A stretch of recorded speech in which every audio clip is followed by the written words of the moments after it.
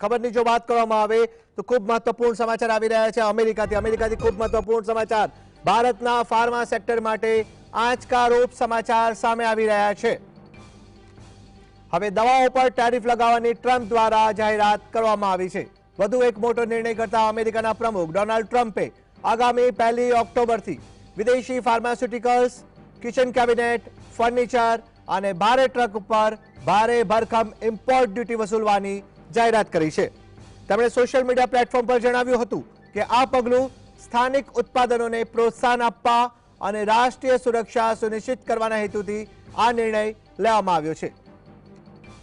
ટેરિફની વાત કરવામાં આવે તો ટ્રમ્પે જણાવ્યું હતું કે ફાર્માસ્યુટિકલ દવાઓ પર 100% ટેક્સ, કિચન કેબિનેટ અને બાથરૂમ વેનિટી પર 50%, અલ્પહાઇસ્ટર્ડ ફર્નિચર પર 30% અને ભારે ટ્રક ઉપર 25% ટેક્સ લગાવવાની જાહેરાત તેમણે કરી છે।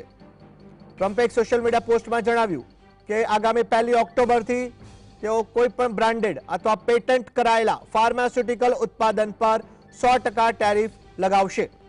કરમાંથી મુક્તિ ફક્ત ત્યારે જ લાગુ થશે જો કંપનીઓ અમેરિકામાં મેન્યુફેક્ચરિંગ પ્લાન્ટ બનાવશે। જો આ કંપનીઓ બ્રેકિંગ ગ્રાઉન્ડ અથવા અંડર કન્સ્ટ્રક્શનની સ્થિતિમાં હશે તો તેમને કર મુક્તિ આપવામાં આવશે।